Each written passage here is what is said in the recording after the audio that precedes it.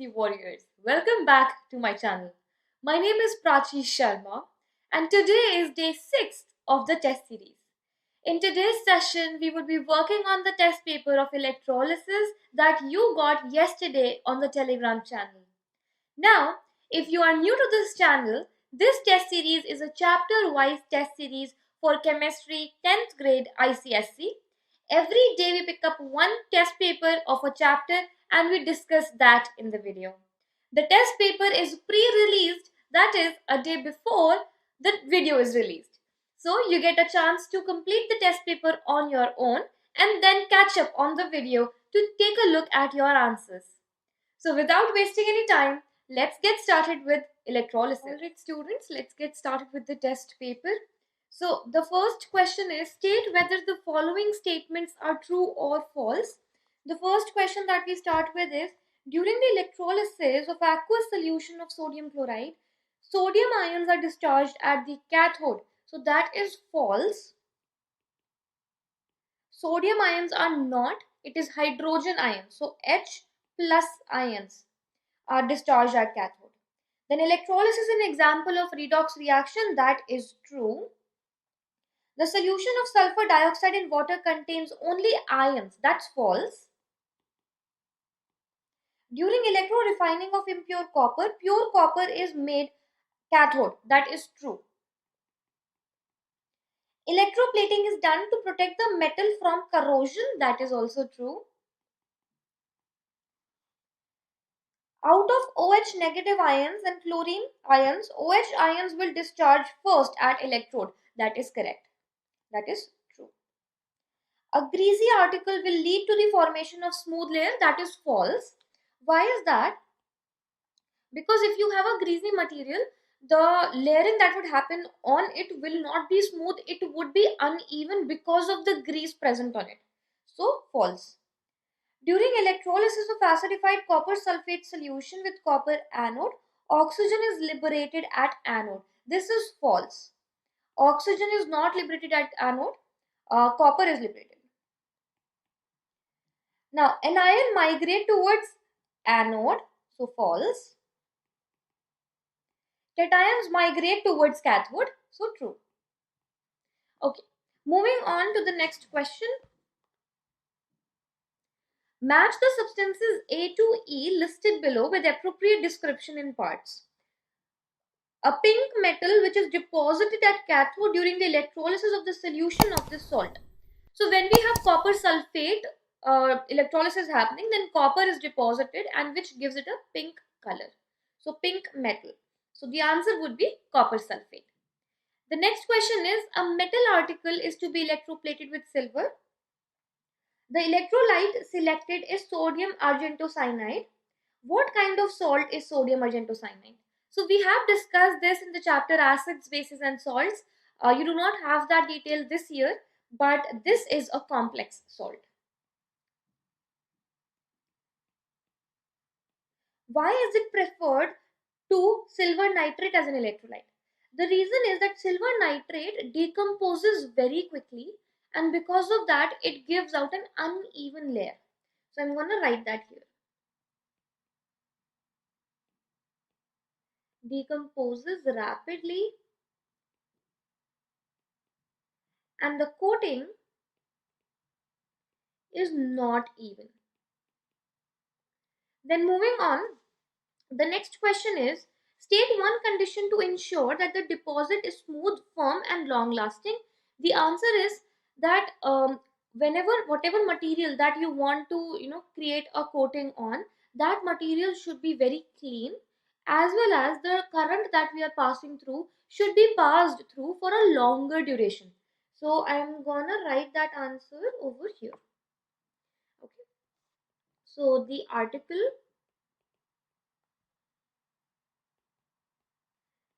to be electroplated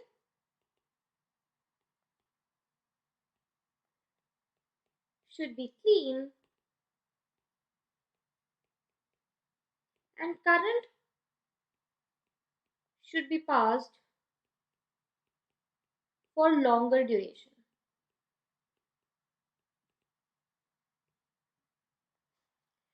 Okay, Now the next question is, write the reaction taking place at cathode. So at cathode your electron will be adding up.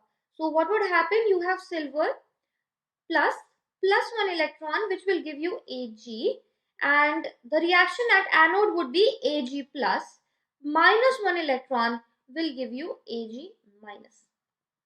Sorry, plus. This is, okay, just a second. This is just Ag. I'm gonna write them again. So at cathode, Ag plus 1 electron is giving you Ag, and at anode you are losing an electron. So only Ag, that is silver, minus 1 electron will give you Ag plus. Okay, I hope that is clear now. Now the next question is, aqueous solution of nickel sulfate contains nickel and sulfate ions. Which ion moves towards the cathode? So towards the cathode, nickel will move towards the cathode. So you will write nickel. Don't write just the formula, you will lose marks for that. You need to write the whole name. Now, what is the product at the anode? At the anode, oxygen is liberated. So you have oxygen. Okay, students, let's move on to the next question. This question is question number 5. Select the correct answer from the choices A, B, C, and D, which are given below. During the electrolysis of molten lead bromide, which of the following takes place? So, always try to take a reference from the electrolysis that you have done. So, try to think about it. So, bromine is released at the cathode. No, that's not true. It is found at the anode. So, the first is wrong. Lead is deposited at the anode. No, it's not at the anode. It is at the cathode. Then bromine ions gain electrons. No, bromine ion loses electrons. So, false. Then lead is deposited at the cathode. Yes, that is true. Now, moving on. Here is an electrode reaction. So, you have copper given and the equation is given to you. At which electrode, anode or cathode would such a reaction take place? In this, is this an example of oxidation or reduction? So the answer is that this will take place at anode, and this is an example of oxidation. So how will we write this answer? We'll write a complete sentence and we'll say anode, and this is an example of oxidation. Now B part says a solution contains magnesium ions, iron ions and copper ions. On passing an electric current through the solution, which ions will be first to be discharged at the cathode? Write the equation for the cathode reaction.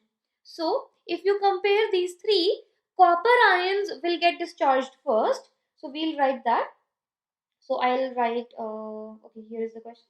So, I'll write copper 2 plus ions will get discharged first, and then you'll also given the equation. So that would be copper 2 plus 2 electrons giving you copper. Okay, write the equation for the cathode. That's it. These are the two things that you need in this question. The next question is, why is carbon tetrachloride, which is a liquid, a non-electrolyte? So it's a non-electrolyte because in the liquid state, it's a polar covalent compound. So even in liquid state, it would only contain molecules and no ions will be present for passing current through it. So it's a non-electrolyte. So I'll just write that answer for you. I'll write from because it is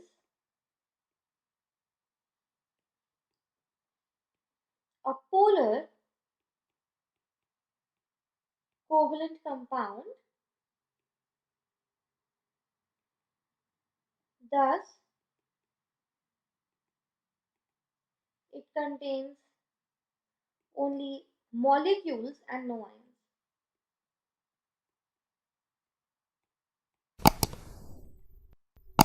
Now the next part of the question is, choose A, B, C or D to match the description given below, and some alphabets will be repeated. Okay, so the options given to you are non-electrolyte, strong electrolyte, weak electrolyte and metallic conductor, and you have to match them up.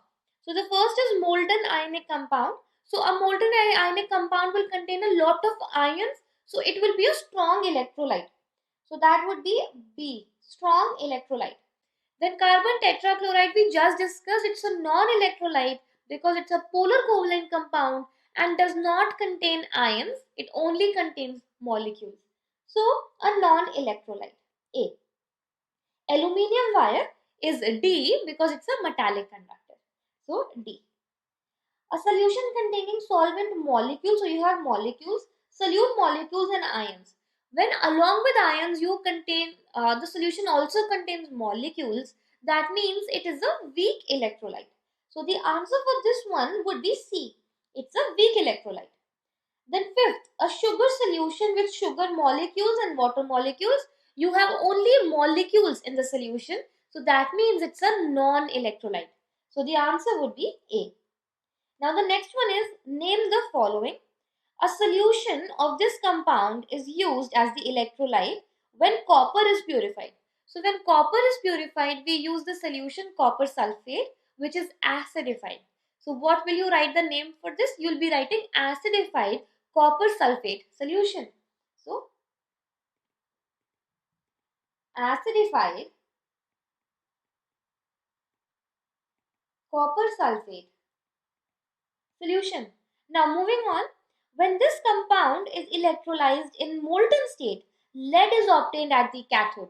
So we just did question number 5, that lead is deposited at the cathode. So what is the compound that you have? Did they mention the compound? Oh, lead bromide right here. So the answer would be lead bromide.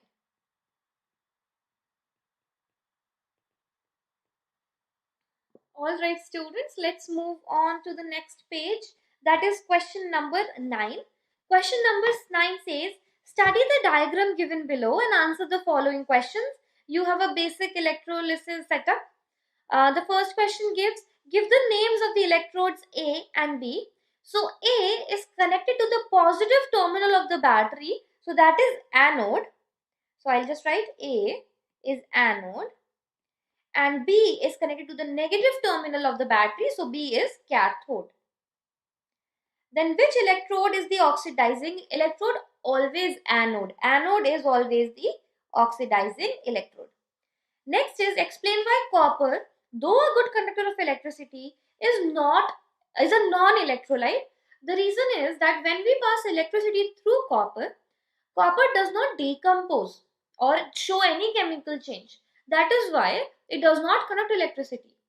And the second reason is that even when we have molten copper, it contains molecules and not ions. So it's not able to conduct electricity. I'll write this answer at the end of the sheet. So once you're downloading the answer scripts from the description, you'll be able to find it. Now the next is name the gas released at the cathode when acidulated water is electrolyzed. So the answer is hydrogen. You have hydrogen gas being released. Next question is explain why solid sodium chloride does not allow electricity to pass through. So you have solid sodium chloride. So when we have solid sodium chloride, in solid state, electrons are not free to move that they can conduct electricity. Therefore, no electricity is passed because in solid state, I'll just write it here. Let me write it in a better space. Over here, electrons in solid state are not free to move. This is question 10, third part. Okay, moving on to question 11. The following question has 4 options, out of which only one option is correct. Choose the correct option. During electrolysis of acidified copper sulfate solution with platinum rods, the color of the electrolyte A remains blue, B becomes darker, C fades away, and D first becomes dark and then fades away. So when we have platinum electrodes, the color slowly fades away and decolorizes the solution. So the answer for this question will be C. It fades away. Then let's move on to fill in the blanks. So electrolysis is a dash process. Electrolysis is a redox process. Then copper is a good dash but is a dash. This we just did in one of the statements, that copper is a good conductor of electricity but is a non-electrolyte.